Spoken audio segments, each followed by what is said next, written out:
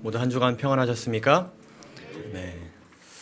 성도님들의 한 주 가운데서 우리 하나님께서는 여러분들에게 어떤 하나님이 되어주셨습니까?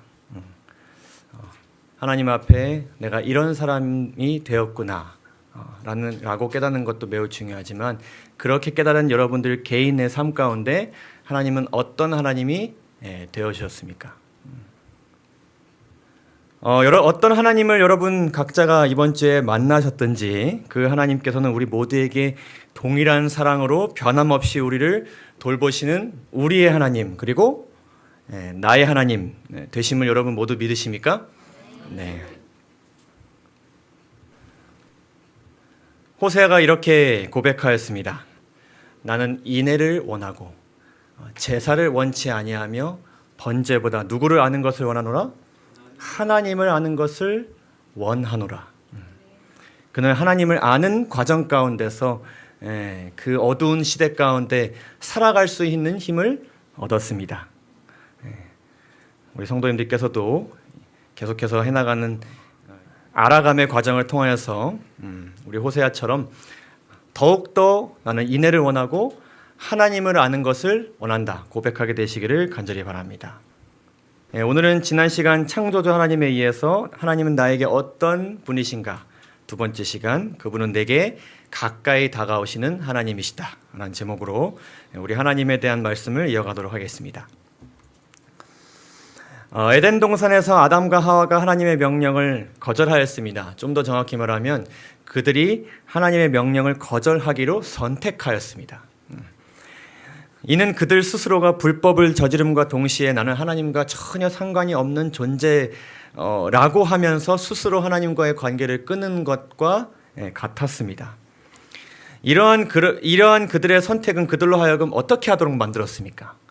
즉각적인 죄의 결과는 어떠하였습니까?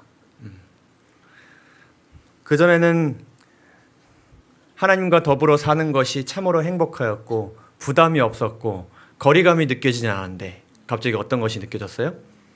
갑자기 하나님이 뭔가 가까이 할 수 없는 먼 분으로 느껴졌습니다.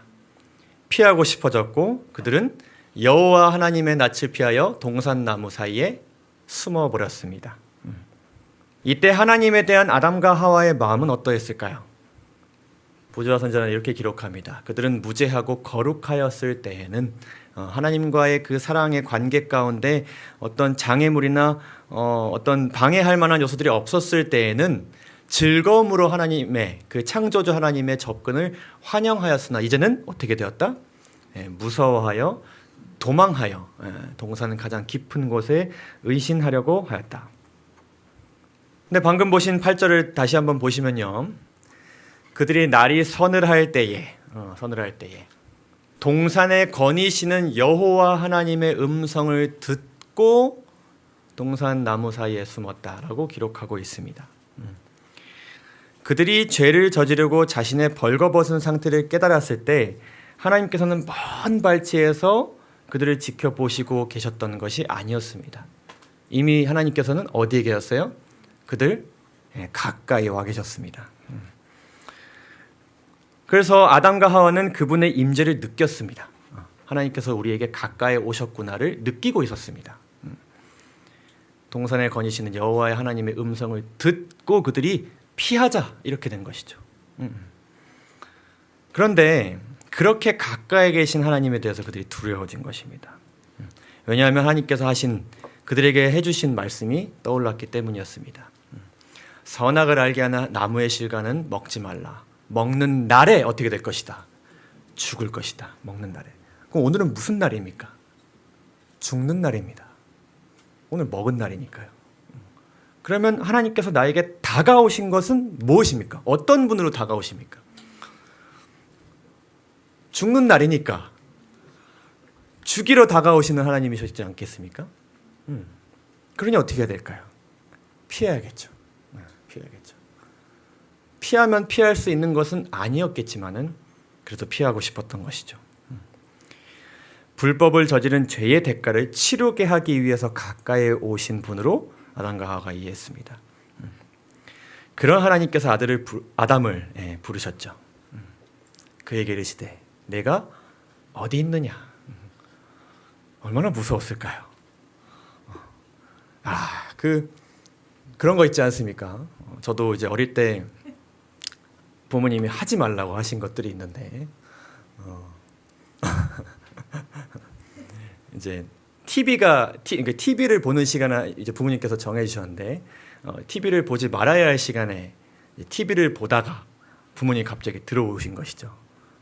제가 제 방에 있어야 되는데 부모님이 제 방에 들어가셨는데 제 방에 없는 것이죠. 그때 부모님이 뭐라 그러셨을까요? 민철아 어딨니?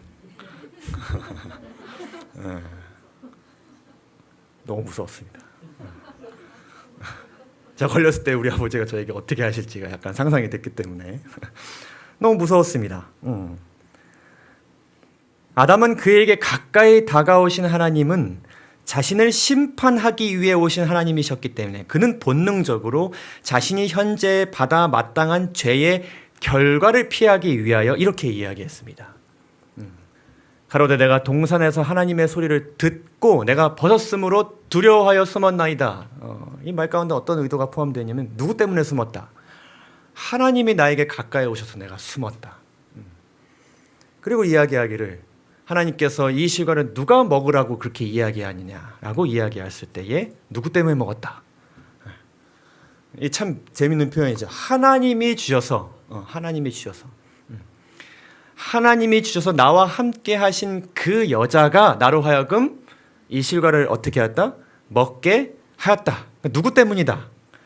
여자 때문이고 그리고 궁극적으로 그 여자를 나에게 주신 하나님 때문이다. 아담은 하나님께서 지금 현재 왜 무엇 때문에 그에게 이렇게 가까이 오셔서 이러한 질문들을 던지셨는지를 오해했습니다. 그는 하나님께서 어떤 분으로 그에게 다가오셨는지를 잘 몰랐던 것이죠.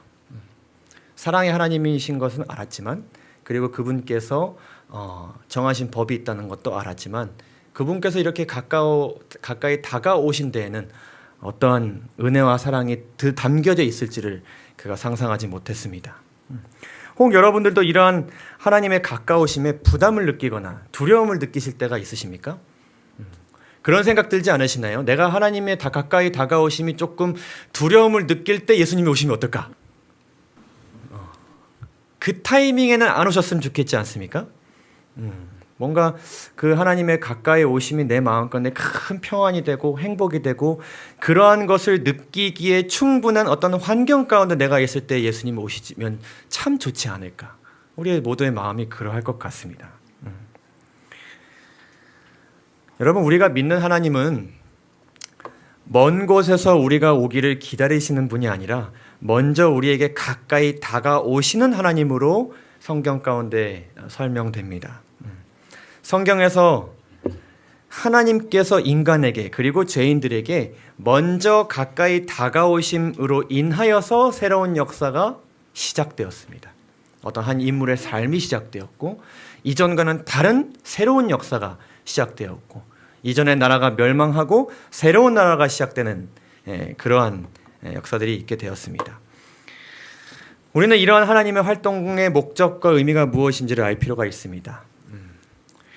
하나님께서 인간에게 가까이 다가오심은 어떤 의미가 있는가? 두 가지를 좀 살펴보겠습니다. 첫째로는 그것은 관계의 형성의 시작이었습니다. 무엇의 시작이었다고요? 관계의 형성. 하나님과 인간이 어떤 관계를 맺게 된다면 그 시작은 늘 무엇으로부터 시작되었다고요?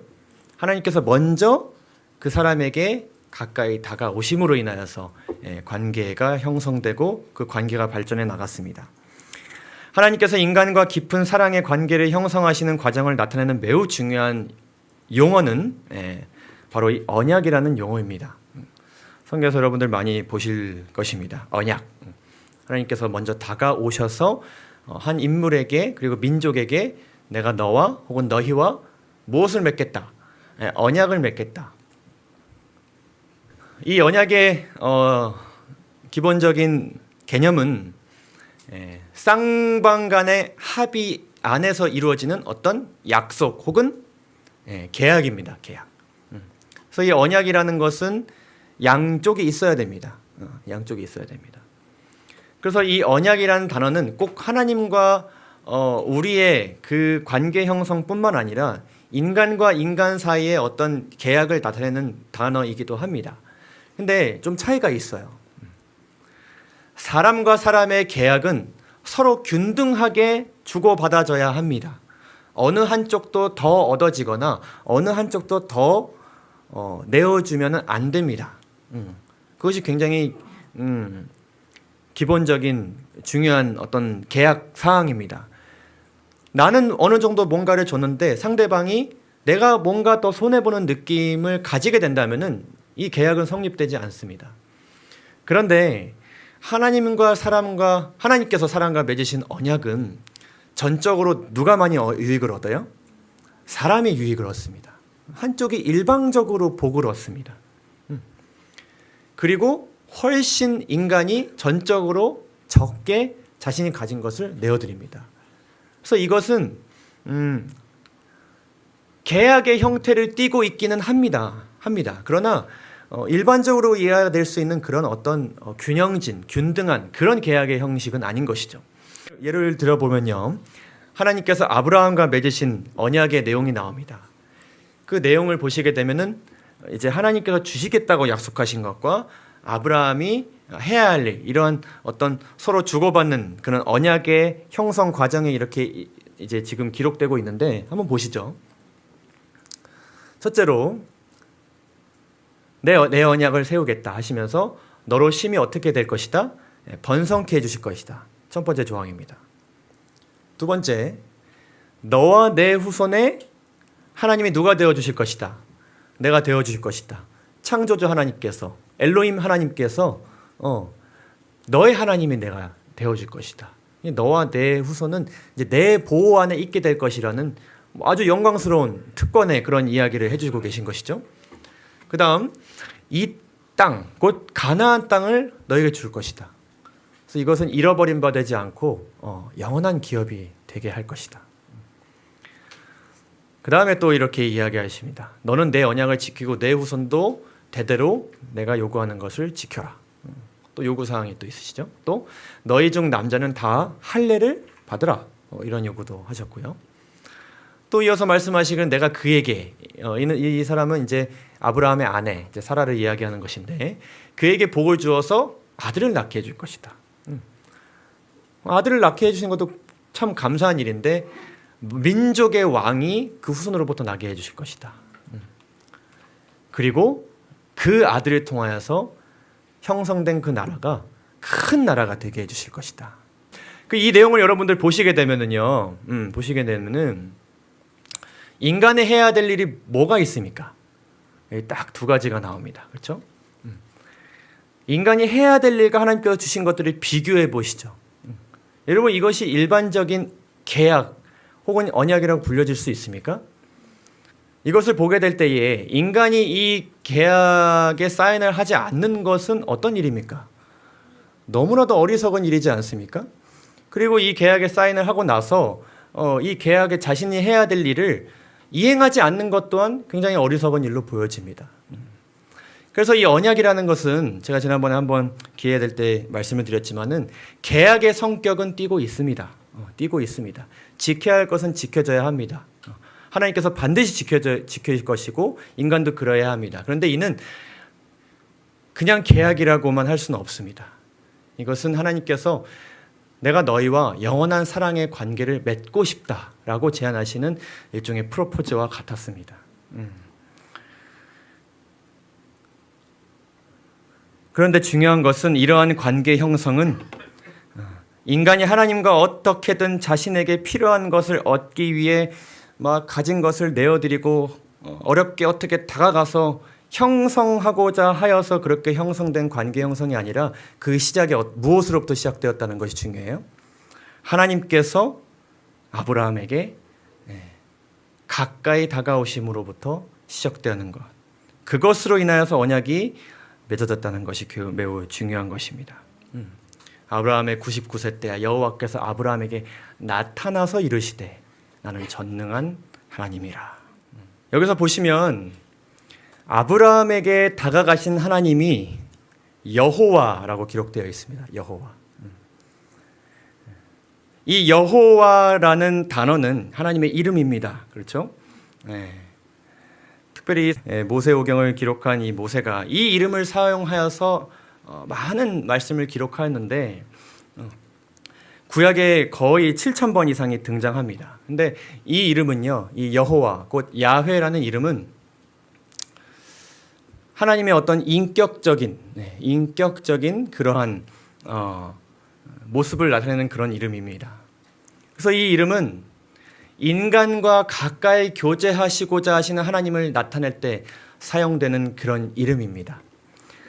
그래서 여러분들 지난번에 창조 그 교과 공부를 통해서 여러분들 배우셨겠지만은 창세기에는 1장과 2장에 두 번 창조 기사가 기록되어 있습니다. 근데 1장과 2장은 그 내용의 초점이 조금 다르죠. 1장의 창조 기사는 시간 순서대로 기록되어 있고 또 2장의 창조 기사는 인간 창조를 자세하게 기록하고 있는데 여러분 성경을 보시면 뭐가 다릅니까? 주어가 달라요. 주어가 달라요. 시간 순서대로 하나님 천지를 창조하신 하나님은 엘로힘, 신, 통치자이신 하나님으로 기록되고 있습니다. 그런데 인간을 창조하시는 2장에서의 하나님은 여호와, 하나님으로 기록되고 있습니다. 그래서 이 창조 기사는 하나님께서 인간과 사랑의 관계를 맺으시기 위해서 가까이 다가오신 첫 번째 모습을 보여주고 있습니다. 그래서 우리 하나님께서는 태초로부터 우리의 하나님이 되어주셔서 우리에게 가장 필요하고 좋은 것들을 주시기 위하여 관계를 맺기 위해서 친히 우리에게 먼저 가까이 다가오신 여호와 하나님이시라는 것을 우리가 알게 됩니다. 두 번째로 하나님께서 인간에게 가까이 다가오심은 구원의 계획의 시작을 나타내었습니다. 하나님이 등장하신다는 것은 이제부터 멸망을 향해 나아가던 누군가의 삶이 혹은 멸망으로 나아가던 어떤 나라가 민족이 이제 구원으로 나아가기 위해서 뭔가 역사가 달라질 것이라는 것을 보여주는 것이었습니다. 아까 우리가 살펴본 창조 기사에서 하나님께서 아담과 하와에게 가까이 먼저 다가가신 그 목적은 그들 스스로 저지른 죄에서 건져주시기 위함이었고 무엇보다도 만약 그들이 이를 거절할지라도 그들이 영원한 멸망을 당하게 하지 않게 하시기 위해서 태초로부터 세우신 그분의 구원의 계획을 전달하시기 위함이었습니다. 우리가 잘 아는 창세기 3장 15절 말씀 다 함께 한번 읽어볼까요? 시작. 내가 너로 여자와 원수가 되게 하고 너의 후손도 여자의 후손과 원수가 되게 하리니 여자의 후손은 내 머리를 상하게 할 것이요 너는 그의 발꿈치를 상하게 할 것이니라 하시고 뱀에게 이 말씀을 전달하시면서 아담에게 내가 이제부터 너를 그리고 너의 후손을 구원하기 위하여 회복된 에덴에 내가 다시 함께 살게 되는 그 날을 위하여서 내가 할 수 있는 모든 것을 다 하겠다고 말씀하시기 위하여서 그들에게 가까이 다가오신 것이었습니다. 애굽에서 고통스러운 노예 생활로 이스라엘 백성들은 하나님께서는 도대체 어디에서 뭘 하고 계시느냐? 우리가 이렇게 고통스럽고 고난 가운데 있는데 우리와 예전에 우리의 조상들과 언약을 맺으신 사랑의 관계를 맺으셨다고 하신 그 하나님은 어디에 계시느냐? 그렇게 부르짖었을 때 이스라엘 백성들의 하나님께서 그들의 외침을 들으셨습니다. 하나님이 그 고통을 들으시고 아브라함과 이삭과 야곱에게 세운 그 언약을 기억하사 이스라엘 자손을 권념하셨더라. 다른 말로 살펴보시고 돌아보셨다. 그럼 뭐 할까요? 기억하고 계시는구나. 그럼 뭐 할까요? 그것이 우리에게 실질적인 어떤 도움이 됩니까? 하나님이 나를 기억하고 계시구나. 여러분, 이 내용은 하나님의 구원의 계획이 실제적으로 실행되었음을 나타내는 내용은 아직 아니었습니다. 그냥 그러셨구나라고 끝날 수도 있는 이야기였습니다. 그러나 하나님께서 그들을 구원하시기 위해 먼저 모세에게 가까이 다가오셨습니다. 여호와의 사자가 떨기나무 불꽃 가운데서 그에게 나타나시니라. 멀리 계신 듯하고 보이지 않는 분 같아 보였던 그분이 살아계신 모습으로 그에게 또 다른 모습으로 가까이 다가오셨습니다. 그리고 하나님께서 백성들의 고통을 들으셨음을 모세에게 말씀하시면서 이와 같이 말씀하십니다. 내가 어떻게 해서 내려와서 그들을 애굽의 손에서 건져내고 그들을 그 땅에서 인도하여 아름답고 광대한 땅, 젖과 꿀이 흐르는 땅에 이르려 하노라. 그래서 하나님의 그들을 출애굽하기 위한 그 계획의 시작은 바로 하나님께서 그들에게 내려오심으로부터 이제 시작된 것입니다. 그런데 여러분, 때로는 하나님께서 우리에게 가까이 오셔서 이렇게 뭔가 희망찬 메시지, 뭔가 이제부터는 너의 삶이 달라질 것이다 라는 그런 메시지를 주실 때도 있는데요. 때로는 아담이 하나님께서 이렇게 말씀하실 것 같다고 여겼던 것처럼 그동안 너가 정말 얼마나 잘못해서 죄 가운데 살았는지를 이렇게 막 꾸짖으시고 너는 정말 가망이 없는 존재야 라고 이렇게 말씀하시기 위해 다가오시는 것처럼 느껴질 때도 있습니까? 하나님의 가까이 다가오셔서 우리에게 들려주시는 음성이 늘 이렇게 어떤 출애굽의 어떤 시작처럼 그렇구나, 내 삶이 이제는 소망으로 나아가겠구나 라고 느껴질 때도 있지만은 우리를 뭔가 큰 죄책과 어떤 죄에 대한 큰 자각을 느끼게 하시기 위해서 가까이 다가오실 때도 있습니다. 그래서 그것이 우리 마음 가운데 때론 큰 어떤 고민과 걱정을 줄 때도 있죠. 예레미야서를 보게 되면요, 유다 왕국의 그 마지막 시대에 왕과 백성들이 하나님으로부터 떠나서 심각한 죄들을 저지를 때에 하나님께서 말씀으로 예레미야 선지자에게 다가오셨습니다. 그리고 이렇게 말씀하셨습니다. 바른 성경에 기록된 예레미야서 2장 7절에서 8절에 있는 말씀입니다. 나는 너희를 비옥한 땅으로 오게 하여 그 열매와 좋은 것을 먹게 하였으나 너희는 와서 내 땅을 더럽히고 내 유업을 역겨운 것으로 만들었으며 제사장들은 여호와께서 어디 계시느냐 하고 묻지 아니하였고 율법을 다루는 자들은 나를 알지 못하였으며 관리들은 나를 반역하였고 선지자들은 바알의 이름으로 예언하였으며 도움을 주지 못하는 자들을 따라갔다. 이 유다의 그 왕국의 상태가 어떠해 보이십니까? 난장판이지 않습니까? 어떻게 이렇게 어느 한 곳도 정상적인 데가 단 한 곳도 없습니다. 제사장들이 그랬다면 율법은 다루는 자들만이라도, 심지어는 선지자들만이라도, 근데 그들은 바알의 이름으로 예언을 했습니다. 이것이 여러분 유다 왕국의 마지막 모습이었습니다.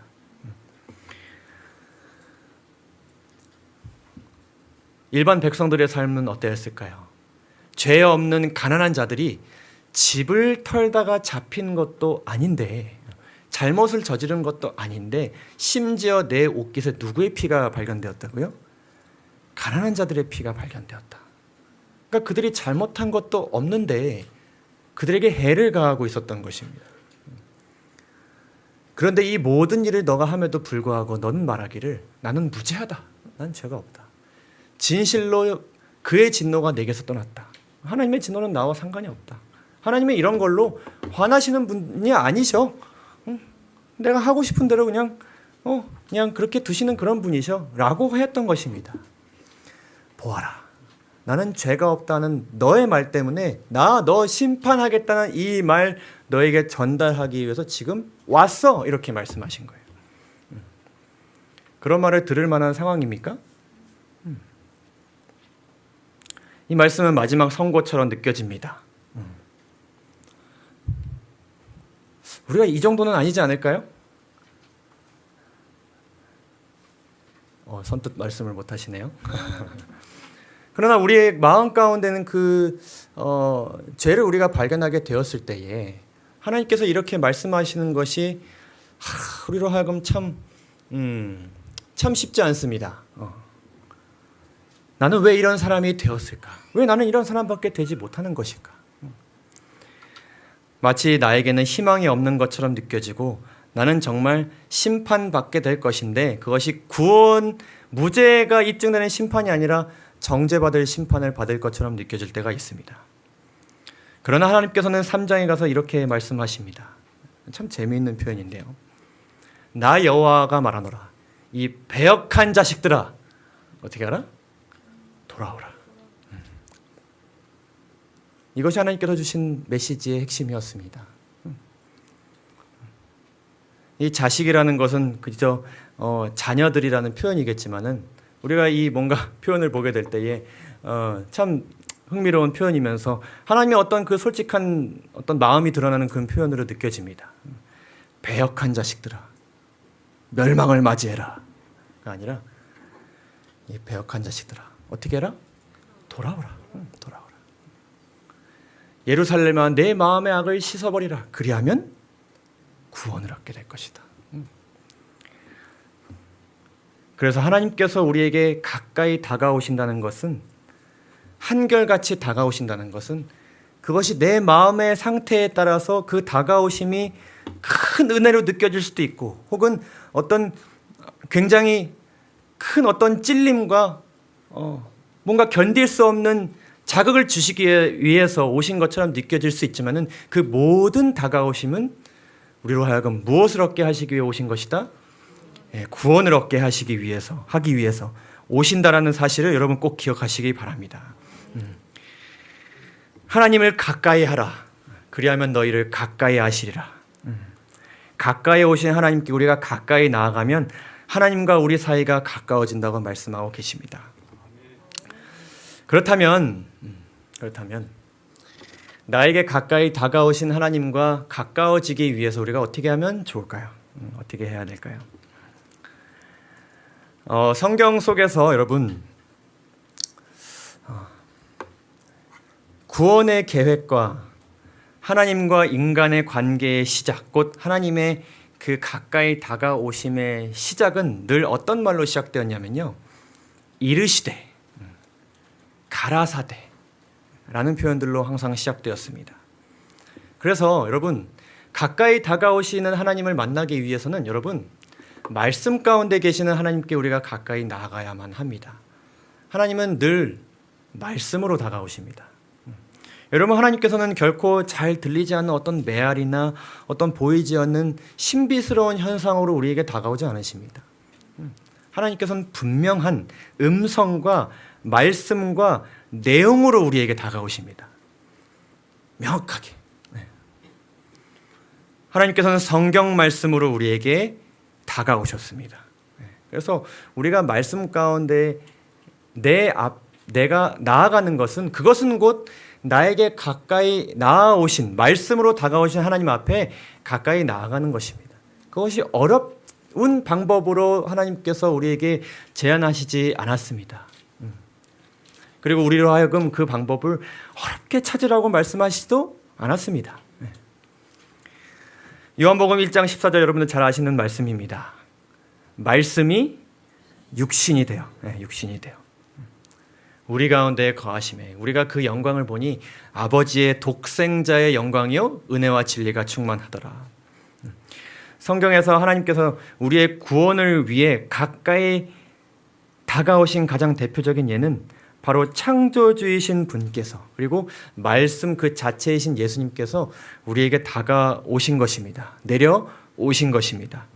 그래서 말씀이 육신이 되셨다는 것은 음성으로 가까이 다가오셨던 분께서 이제는 몸으로 우리에게 더 가까이 다가오셨다는 것을 의미합니다.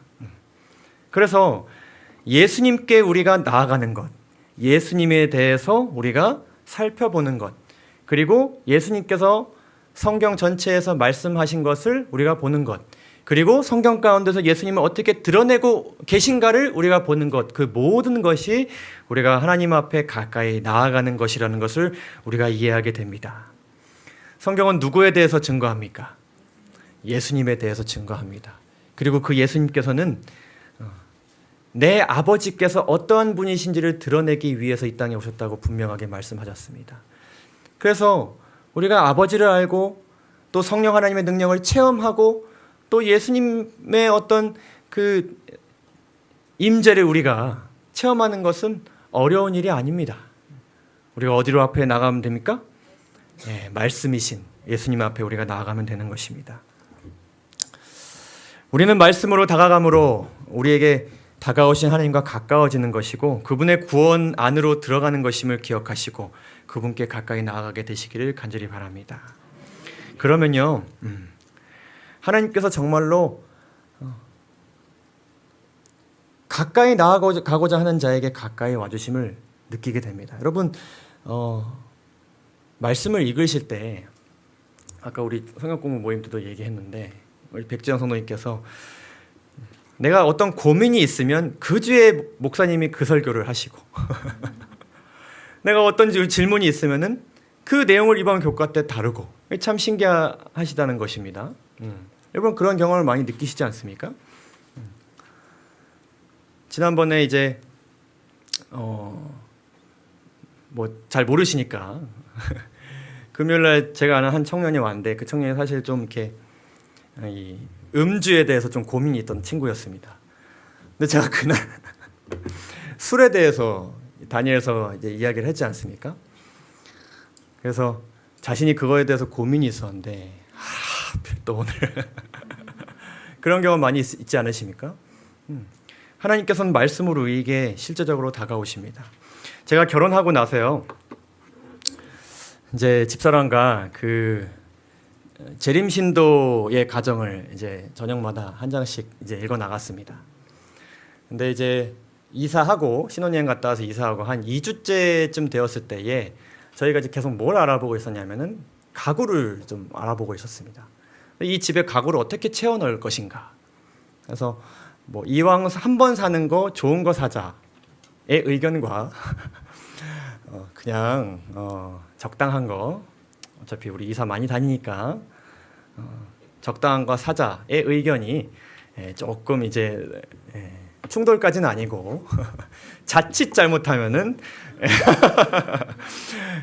크나큰 어려움으로 신혼 초부터 빠지게 할 만한 그런 일이 있었습니다. 그래서 저녁 먹을 때 계속 이야기하고 알아보고 또 그때 또 제가 한창 바쁠 때였는데 그것도 인터넷 언제 또 알아보고 또 저도 모르게 그냥 너가 알아서 해라고 할 법하다가 또 참고 그런 시간을 가지고 있을 때에 저희가 재림신도의 가정을 딱 읽어 나가면서 조금 이제는 어떻게 우리가 빨리 결정을 해야 되지 않을까. 이제 손님들도 오셔야 되고 계속 빈집일 수는 없으니까. 그래서 한참을 얘기하고 재림신도의 가정을 딱 폈는데 어떤 내용이 있었냐면요. 음식물의 공급을 아까워하는 것보다는 의류와 가구의 지출을 줄이는 것이 훨씬 낫다. 의류와 건물과 가구와 장식품에 소모된 재정이 불행하고 고통당하는 많은 사람들의 곤고함을 덜어주었을 것이다. 아멘. 우연이었을까요? 저는 이것이 절대 우연이라고 느껴지지 않았습니다. 왜냐하면 저희 둘이 이 말씀을 읽고 나서 그 다음날 적당한 거 잘 바로 주문해서 말끔히 이 문제가 해결되었습니다. 저는 그때 정말로 느꼈습니다. 만약 내가 이 권면과 말씀 앞에 둘이 함께 나아가지 않았다면 어떻게 되었을까? 하나님께서 말씀으로 다가와 주셨구나. 이런 부분까지. 그래서 지금은 저희가 이제 시대 소망을 함께 보고 있는데 끊임없이 나아가고 있습니다. 두 번째로 방금 말씀드린 것처럼 혹 하나님의 가까이 오심이 마음의 시험이 되신다면요. 하나님께서 가까이 오시지 않았을 때 벌어질 일들을 한번 생각해 보시기 바랍니다. 지금 그것이 나에게 굉장히 큰 마음의 고통을 줄지라도 만약 하나님께서 그러하지 않으셨을 때에 나는 어디로 가게 될 것인가? 이것을 생각해 보신다면은 하나님의 그 다가오심이 내 마음 가운데 큰 힘이 될 것이라는 것을 제가 확신합니다. 신명기를 보시면요, 이제 여러분 잘 아시다시피 이 모세가 이제 마지막 유언을 정리하고 그들에게 마지막 호소를 하면서 이렇게 여러 번 이야기했죠.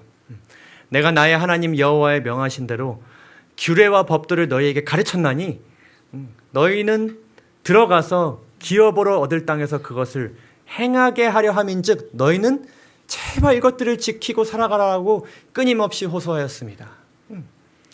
그러면서 바로 7절, 다음 7절에서 모세가 어떻게 이야기하냐면요, 그렇게 우리가 살아야 하고 너희가 그렇게 행해야 되는 그 동기에 대해서 이야기하는데 이렇게 말합니다. 우리 하나님 여호와께서 우리가 그에게 기도할 때마다 우리에게 가까이 하심과 같이 봐라, 그 신의 가까이 함을 얻은 나라가 세상 어디에 있느냐. 창조주께서 우리의 삶에 이렇게 가까이 다가오심을 매일의 삶 가운데 느끼고 살아가는 나라가 도대체 어디에 있느냐.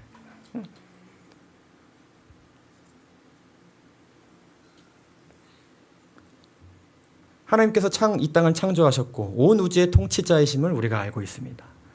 근데 그 하나님께서 용서하시는 하나님일 수도 있습니다. 또 구원하시는 하나님이실 수도 있습니다. 그리고 계획하시고 예언하시고 성취하시는 하나님이실 수 있습니다. 그런데 그 모든 활동들을 하시면서 그 모든 품성을 가지고 우리에게 가까이 다가오지 않으셨다면, 나는 용서하는 하나님이신데 저 멀리서 용서하는 하나님께로부터 너희가 다가옴을 기다리고 계시는 그런 하나님이셨다면 우리의 삶이 어떻게 되었을까요? 이 세상이 어떻게 되었을까요? 그 신의 가까이 함을 얻은 삶이 어디에 있느냐? 그것이 모세가 이야기하는 자발적인 순종의 동기이자 유일한 원천이었습니다. 그러니 너희가 그것을 기억하고 하나님께서 주신 모든 규례와 명령을 기뻐함으로 지켜 행하라. 그가 그렇게 이야기하였습니다. 세 번째로는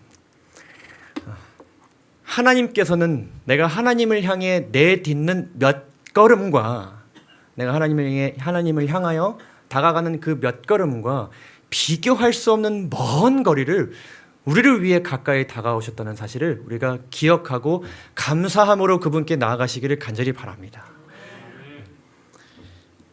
빌립보서 2장 8절에 있는 말씀 다 함께 읽도록 하겠습니다. 그는 시작.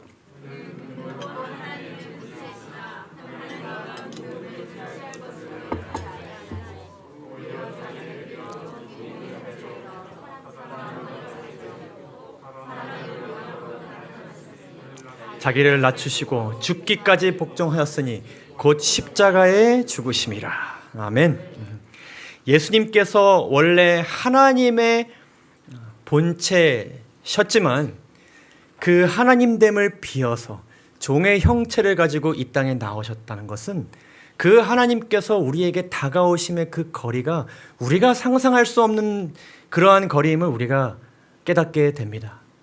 여러분, 예수님의 그 생애에 대한 기록들을 보게 되면요, 하나님께 정말 힘들게 열심을 내어 장벽과 장벽을 뚫고 사람과 사람을 뚫고 편견과 편견들을 뚫고 하나님께 가까이, 예수님께 가까이 나아갔던 수많은 영혼들이 있었습니다. 내가 살기 위하여, 또 다른 사람들을 살리기 위해서 많은 병자들, 혈루병 앓는 여인, 그 옷자락 하나를 만지기 위해서 얼마나 그 위대한 믿음을 가지고 그 힘없는 육신을 이끌고 예수님께까지 나아갔습니까? 그 노력이 얼마나 가상하고요, 얼마나 대단한 믿음입니까? 그러나 그 가까이 함은 하나님께서 우리에게 다가오신 근본 하나님의 본체시나 자기를 비어 종의 형상으로 오신 그것과는 비교할 수가 없는 것입니다. 그래서 우리는 하나님의 가까이 다가오심을 느끼려고 할 때 우리가 이러한 생각을 자주 해야 될 것입니다. 항상 해야 될 것입니다. 내가 하나님께 가까이 나아가는 참으로 어렵다. 하나님 도와주십시오. 왜 이렇게 장벽이 많고 넘어야 할 산이 왜 이렇게 많은 것입니까? 그럴 때마다 우리에게 수억 광년, 수억만 광년을 뚫고 오신 우리 하나님의 다가오심을 여러분 꼭 기억하시기 바랍니다. 우리가 아무리 힘들어도 예수님의 고난과 비교할 수 없고 우리의 희생이 아무리 클지라도 그분의 희생과 비교할 수 없는 것입니다. 세상의 많은 종교들은요, 인간이 먼저 신 앞에 제물을 가져와서 제발 그 신이 나에게 관심을 가져줬으면 하면서 그 바알 선지자처럼 때로는 자신을 그렇게 흠집을 내면서 신의 다가오심을 구하고 살아갑니다. 그러나 우리 하나님은 죄인을 먼저 찾아주신 그러한 분이시며 여러분 감사하십니까? 그런 하나님이 나의 하나님 오늘 되어주심에 감사하십니까? 그런 하나님이시기 때문에 우리는 구원받았고 구원받을 수 있습니다. 하나님께서 우리를 향하여 움직여 주시기 때문에 우리의 삶에는 희망이 있고 그분을 향하여 우리가 가까이 나아갈 수 있습니다. 다 함께 이 말씀 큰 소리로 읽으시고 오늘 말씀을 마치도록 하겠습니다. 시편 145편 18절에 있는 말씀입니다. 다 함께 읽으시겠습니다. 시작. 여호와께서는 자기에게 간구하는 모든 자 곧 진실하게 간구하는 모든 자에게 가까이 하시는도다. 아멘. 네, 말씀을 마치도록 하겠습니다. 감사합니다.